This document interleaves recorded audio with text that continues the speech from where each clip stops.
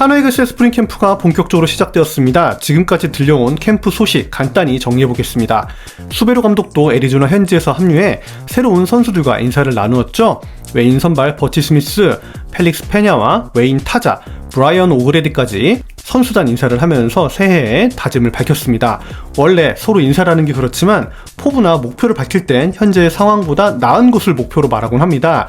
이글스의 승리와 우승을 위해서 싸우겠다고 밝힌 웨인 세 선수들은 아주 정석적인 멘트를 한 것으로 보이죠. 일본 야구를 경험한 버티 스미스와 브라이언 오그레디는 세이브 라이온즈라는 같은 팀에서 뛴 경험이 있죠. 팀 적응적인 측면에선 얼굴을 트고 지낸 동료가 한 명이라도 있다는 점이 적응에 큰 도움이 될 것으로 생각을 합니다. 펠릭스 페냐는 두 번째 시즌이죠. 팀의 보탬이 되고 싶고 궁금한 사항이 있으면 언제든지 자신에게 물어봐달라고 주문했습니다. 온화하지만 의지를 강력하게 말하는 새 용병의 모습을 보면서 든든하다는 느낌이 들었습니다. 그리고 수베로 감독님도 말씀을 하셨는데요. 이제 도약할 때 time to climb 이라는 표현을 하셨습니다. 한화는 지난 3년간 꼴찌를 했죠. 수베로 감독이 맡은 지난 2년 동안에도 꼴찌를 하면서 많은 멸시와 수모를 당한 것이 사실입니다. 겨울 동안 주전 유격수를 반 시즌가량 잃는 불의의 사고를 겪게 되었지만 7년 만에 외부 FA를 영입하면서 다른 시즌과는 확연히 다른 시즌을 준비하고 있는 것이 사실이에요. 팀적인 모든 면이 지난 2년간 리빌딩 모드였다면 이제는 수베로 감독님 말씀대로 기량을 펼쳐서 도약할 시기가 온 것입니다. 웨인이 건강하게 한 시즌 로테이션을 돌아주고 김민우, 장민재 등 선발진에서 힘을 내줘야 합니다. 혹시 모를 선발진의 부상 이탈을 염두에 데려온 한승혁과 이태양도 팀의 고창급 선수로 중심을 잡아줘야 합니다.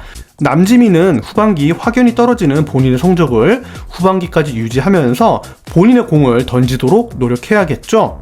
문동주는 최고의 기대를 갖고 22시즌을 시작했지만 두 번의 부상으로 기대와 다른 활약을 보였습니다. 후반기에는 첫 승을 따내면서 전반기와 후반기 확연히 다른 모습을 보여준 것도 사실이고 WBC 예비 멤버까지 이름을 올렸지만 안타깝게 발탁되지 못한 것도 사실입니다. 하지만 실망해서는 안 되겠죠. 현재에 머무르지 않고 시즌이 시작된 후 본인의 공을 던져서 향후 아시안게임 명단에 이름을 올릴 수 있도록 노력을 해야겠어요. 프로에서의 1년이라는 시간을 보냈고 해외에서 처음 맞이하는 스프링 캠프 동안 충실히 몸을 만든다면 이루지 못할 것은 없다고 생각을 합니다. 스프링 캠프 영상에서는 길어진 테이크백을 줄이려는 시도를 하고 있다고 하는데요. 원래는 팔을 쭉 펴서 손을 허리 뒤로 보냈다고 한다면 김서현과의 캐치볼과 불펜 투구 영상에서는 의식적으로 팔을 짧게 빼서 공을 던지는 모습을 확인할 수 있었습니다. 짧은 테이크백으로 간결해진 투구폼으로 투구를 할지 아니면 본래의 투구폼으로 등장할지 만약 짧은 투구폼을 장착한다면 디셉션에 또 어떤 영향을 줄지 상대 타자들의 반응이 어떨지 시즌 개막이 기다려지는 이유이기도 합니다. 첫 불펜 피칭에서는 7-80%의 힘만으로도 151을 기록한 문동주의 이번 시즌 최고 구속은 얼마나 될까요? 조심스럽게 160 한번 기대를 해보겠습니다. 문동주와 마찬가지로 5억의 계약금을 받고 한화에 입단한 슈퍼루키 김서현 역시 50세이브의 목표를 굽히지 않았습니다. 주변에서 부추겼다고는 하지만 50세이브라는 수치적인 측면을 볼 게 아니라 신인의 패기가 이렇다 정도로 받아들이면 될 것 같습니다. 김서현과 문동주는 서로의 공을 받으면서 상대의 공을 칭찬했는데요.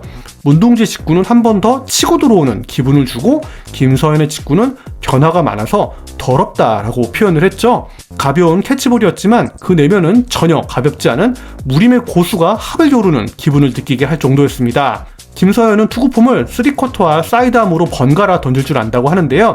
두 가지 투구폼에서 6가지의 변화구를 던질 수 있다고 합니다. 투수 코치가 지도한 것이 아닌 그냥 해보니까 되더라 이런 수준의 인터뷰도 했는데 문동주도 로사도 코치와 캐치볼을 하면서 익힌 체인지업으로 이정우 선수를 삼진 잡았다고 하죠. 류현진도 구대성 선수가 알려준 체인지업으로 메이저리그를 호령했고요. 김서현은 앞선 두 선수보다 더 똘끼가 충만한 선수가 아닌지 물론 좋은 의미에서의 똘끼입니다. 160에 궤적이 더러운 강속구를 던지면서 변화무쌍한 투구폼으로 상대가 예측하기 힘든 변화구를 던진다면 상대하는 타자나 팀 입장에선 짜증이 제대로 날 것이라고 생각할 수 있겠죠. 꾸준히 세이브왕, 구원투수의 목표를 밝히면서 본인의 의지를 굽히지 않는 이 패기 넘치는 안경투수의 고집, 저는 좋은 쪽으로 평가하고 싶습니다. 문동주와 김서현이 찍어낼 하이라이트 필름, 즉 문동주가 8이닝을 던지고 김서현이 1이닝 깔끔하게 마무리하는 모습을 떠올리면 이것대로 또 낭만이 아니겠는가 싶습니다. 아직은 팀 내에서 물당번을 하는 막내 투수들이지만 실력만큼은 선배들 쌈 싸먹는 투수가 되기를 바랍니다. 수베로 감독의 인터뷰 중에서는 내야, 특히 유격수 자리에 대한 인터뷰가 인상적이었는데요. 하주석의 빈자리를 대체할 수 있는 선수로 첫 번째 박정현, 두 번째 이도윤 카드를 생각하고 계시더라고요. 저는 오선진을 1+1 4억에 영입하면서 하주석이 비운 70경기 유격수 자리는 일단 오선진을 주축으로 박정현, 이도윤, 문현민 정도가 자리하지 않을까 싶었는데요. 2군 내야수 한경빈까지 언급하시면서 오선진에 대한 코멘트가 없으셔서 조금 놀랐습니다. 수베로 감독의 구상에 대한 이유를 야구놀자 뇌피셜로 생각을 해보면 아무래도 오선진의 좁은 수비범위와 나이가 풀타임 유격수로 기용하기엔 무리가 있지 않느냐라는 판단을 하신 것 같아요. 그렇다고 박정현과 이도윤의 수비가 오선진보다 우월성을 가지는지는 이건 저도 잘 모르겠습니다. 박정현은 2022 시즌 발전적인 모습을 보여줬지만 진롱에서의 수비와 타격은 기대 이하였죠. 진롱에서의 작은 표본을 가지고 뭐라고 하지 말라고 하시는 구독자 여러분들도 계시기도 하고, 약한 어깨는 훈련으로 가다듬을 수 있다는 의견을 내신 분들도 계시지만 주전 유격수 박정현, 여러분들 머릿속에 잘 그려지시는지 한번 여쭤보고 싶습니다. 댓글 한번 남겨줘 보세요. 오선진이 내야에서 가장 많은 나이로 풀 출장이 어렵다고 하더라도 주전 오선진에 박정현, 이도윤 정도가 후보로 출장하는 그림이 가장 많지 않을까 싶은데, 시프트 선호도가 아주 강한 수베로 감독은 오선진의 타격 실력보다는 좁은 수비 범위가 마음에 들지 않아서 박정현이나 이도윤을 하주석이 빠진 동안 쓰겠다고 그렇게 결정하신다면 지켜봐야겠죠. 1순위 박정현이 잘 해주고 오선진, 이도윤이 백업을 잘 해주는 모양새를 만드는 게 수베로 감독님이 가장 바라는 모습이 아닌가 싶으니까요. 최은성 선수의 인터뷰도 올라왔는데요. WBC 출전에 대해서는 생각하고 있지도 않고 오로지 한화에서 어떻게 할지만 생각 중이라고 하네요.